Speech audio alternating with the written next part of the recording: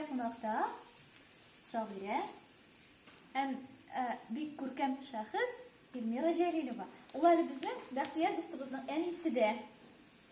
Ишек хәлләрегез, Эльмира, безнең бәхтияр дустыбыз ни хәлләрдә анда? Исәнмелия. Инде шакыр гына түгел, без синең белән дуслар һәм иҗатташлар. Сине күрүемә чиксез шатмын. Бәхтиярның хәлләре бик яхшы.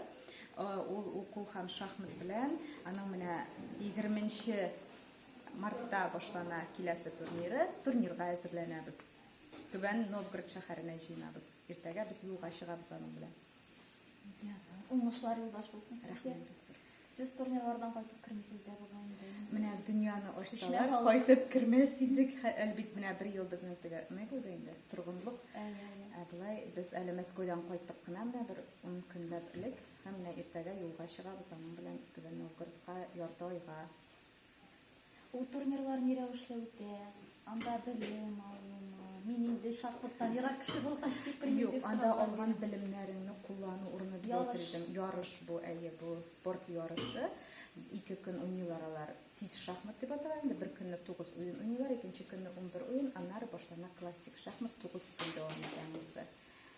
Менә анда алар үзләренең алган белемнәрен кулланып, инде соперниклары белән кем-кемне җиңә көрәшәләр.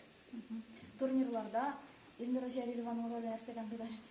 Эльмира Җәлилованың роле кешенең шушы әзерлегенә мишәйт итмичә, аңа мораль поддержка ничек була инде, мораль ярдәмче мин анда.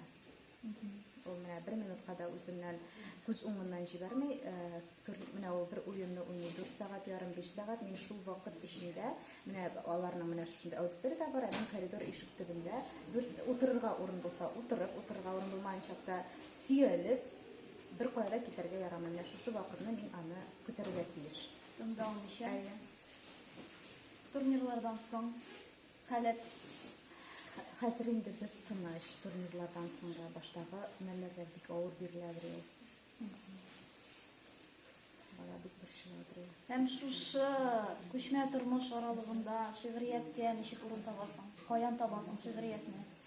Мин хәзер инде көлеп әйтәм, мин бөтенләй яза алмый калмасам гына язам шигырьне, теге язылган саен язам.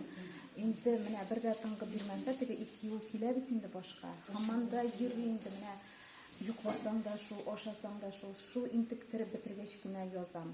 Ул теге инде килеп җитсә, килеп тулса, тулган башланса, вакытын һәм урынын карап тормыйсың бит инде. Мин рольдә барган чакта да язып куя алам, анда диктофонга куядыр яздырып куя алам. Шундый.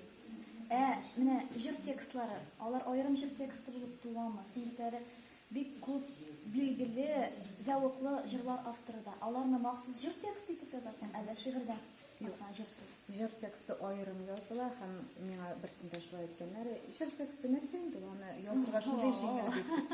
Ләкин мин бик күп җырлар язган кеше буларак әйтәләм, җыр тексты кайчак шигырьгә караганда авыррак бирелә, чөнки мин моның инде тулаем бер текст итеп, шул ук вакытта мин һәрвакыт әйтәм, ул музыканы этеп чыгармаслык һәм җырчы ул һәрбер сүзне яшәрлек текст булдырырга тиешсең.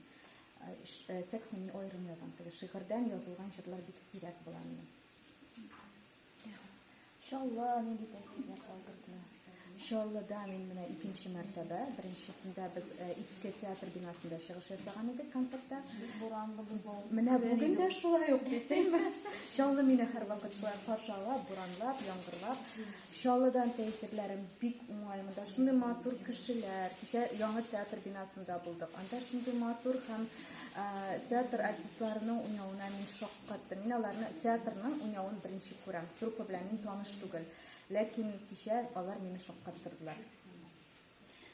Бик зур рәхмәт, Эльмира. Киләчәктә дә көтеп калабыз сине.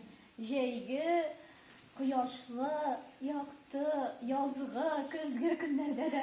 Бик зур итеп рәхмәт. Көмеш кыңгырау балалар менә минем улым турында да чыккачтым. Бу минем өчен бик якын гәҗит. Һәм анда минем бик якын кешем Лилия эшли.